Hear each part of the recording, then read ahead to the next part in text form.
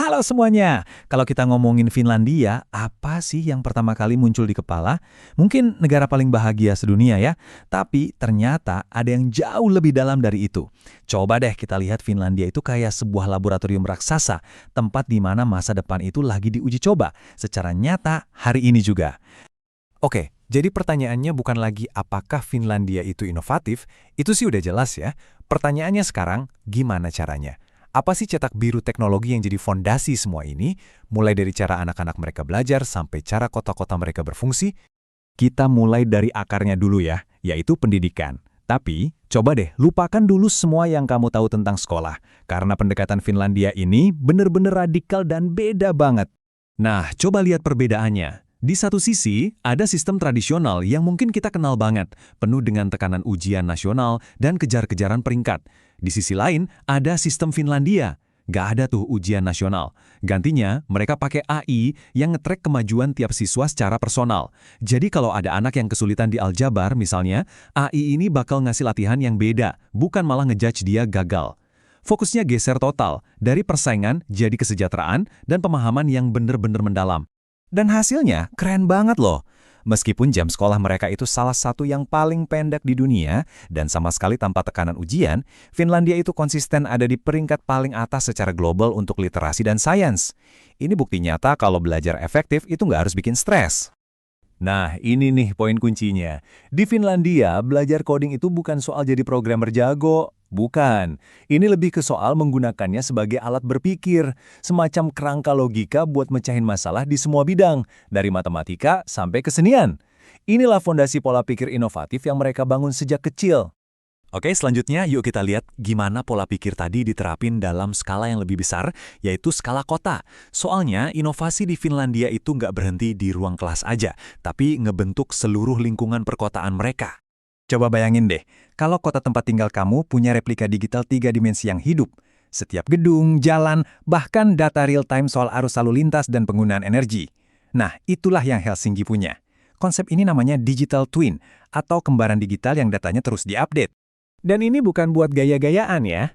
Ini adalah alat perencanaan yang, canggih banget. Jadi sebelum mereka bangun satu gedung baru atau ngubah satu rute bus, mereka bisa uji coba dulu di dunia digital. Mereka bisa lihat gimana dampak kenaikan permukaan air laut atau ngerancang jaringan energi yang paling efisien. Semuanya tanpa risiko apapun di dunia nyata. Hasil dari semua kecanggihan ini bisa diringkas dalam satu kata, kepercayaan. Dengan infrastruktur digital yang begitu maju dan aman, warga Finlandia punya tingkat kepercayaan digital yang paling tinggi di dunia. Bayangin aja, ngurus KTP atau pajak semuanya bisa online, nggak perlu antri. Efisiensi kayak gini tuh bukan cuma ngurangin stres, tapi beneran ngebangun masyarakat yang solid dan saling percaya satu sama lain. Oke, dari dunia digital yang super canggih, sekarang kita pindah ke sesuatu yang sangat-sangat mendasar. Pasir. Yap, pasir.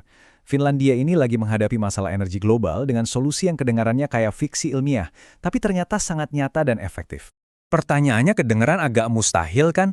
Gimana ceritanya coba? Material sesederhana pasir bisa jadi kunci untuk krisis energi, apalagi pas musim dingin yang panjang dan gelap di sana. Jawabannya, ternyata bisa. Di Finlandia mereka nggak cuma nanya, gimana kalau? Tapi mereka beneran membangunnya. Inilah dia, baterai pasir komersial pertama di dunia. Jadi gini cara kerjanya, simple aja sebetulnya. Energi berlebih dari panel surya dan kincir angin yang biasanya kebuang gitu aja, dipakai untuk manasin pasir di dalam sebuah silo raksasa sampai suhunya ratusan derajat Celcius.